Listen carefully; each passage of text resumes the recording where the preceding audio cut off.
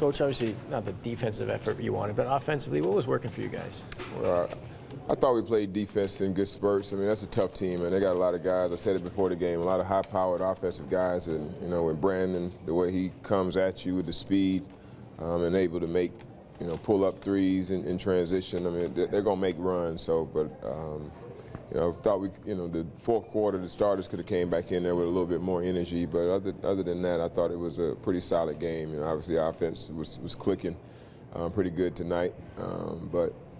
Defensively, I mean, we got a few days this week. We got one game this week, and then we got a few days of practice where I think we should really be able to tighten the screws a little bit heading down the stretch. Kennedy's doing a great job kicking out in the high post and then finishing, sort of gathering himself before he puts it up there. What are you seeing from him that's working?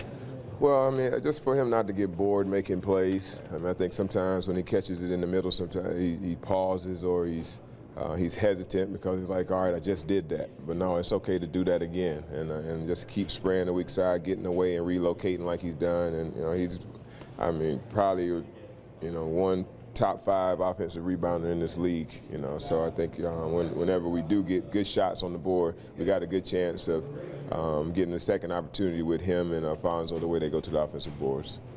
In the second, the Herd went on an 18-win run. And you decided not to call a timeout. You allowed you guys to figure it out. Is that like a teaching tool you have, or is it just like a trusting you have with that group?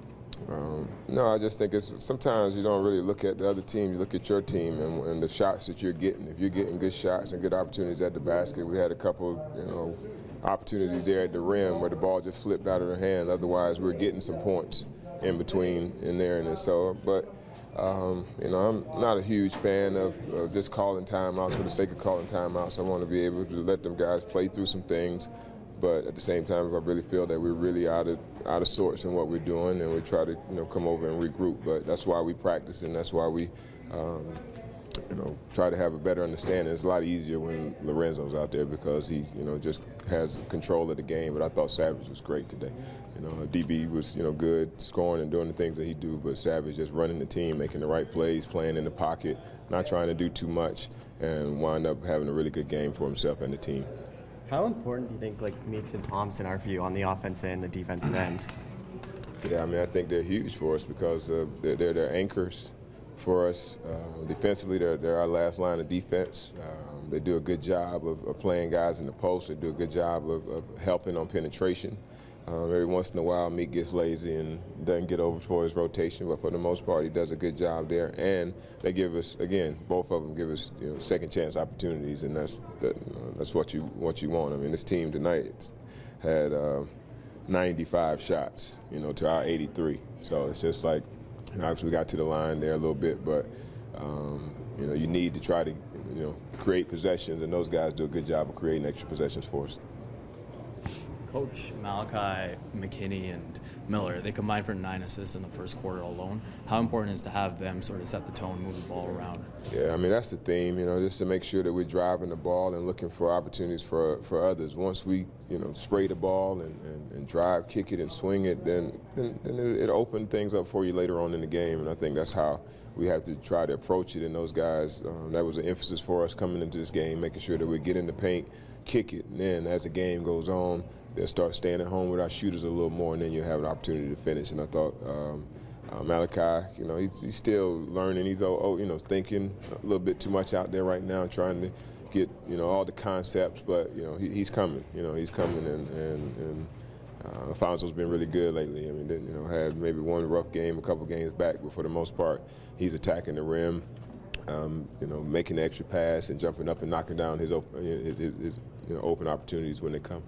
Malachi looked a bit more comfortable tonight. Do you think that that's coming along for him in terms of him just getting into his natural flow? Yeah. I mean, it's one of those things where I just put him out there, to make some mistakes. I mean, I know he's going to make some mistakes, but if we can get those out of the way early in the game and he kind of get a feel as the game goes on, I think it's good for his confidence. Like I said all the time, basketball is a game of confidence, and whenever you see the ball go through the basket a little bit, then your confidence goes up, and I think his confidence is there. He's having a better understanding of again, like the defensive rotations and what's asked of him and required of him, because he's got a really tough position for us because he's our two-man is responsibility to get back on every shot. We don't ask him to go to the offensive rebound at all. So that's just a different challenge for him. He probably never had to do that before, but and understanding, even though you're back, you still got responsibility to kind of fan out the shooters as they come back in transition. So it's all new stuff. He's learning it, but he's getting better at it.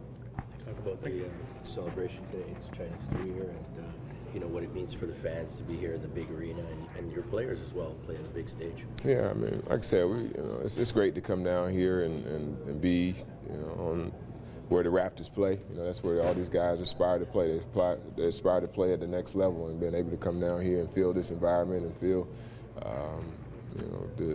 just kind of the aura of playing in the NBA arena. I think it's good for them, and the Chinese Day, I had to get, I had to make sure I get Negus in the game. So he came in, he responded well. I thought he came in and played well. But we appreciate our fans coming out and supporting, and I think the guys really appreciate it as well. And the branding, the uniforms, and all that. Yeah, they was joking a little bit in the beginning and saying this was the shorts that I wore when I played, because I guess they were a little bit shorter than they normally are on their regular uniforms. But all things aside, I thought it was a great bounce back effort from us yesterday, and losing a tough one, on the road, having a travel day, and getting back and focusing in and doing more than enough to win. Like I said, you don't take this team for granted, even though they made some runs on us. They're a team that's going to put points on the board. So, but for the most part, I thought we made it tough on them. Brandon Jennings came over to me. He's like, "Man, you got these boys running around here like we were back in Milwaukee." So I think he felt it. So when the other team starts to feel the defensive presence of the team that they're playing, then we're doing some good things.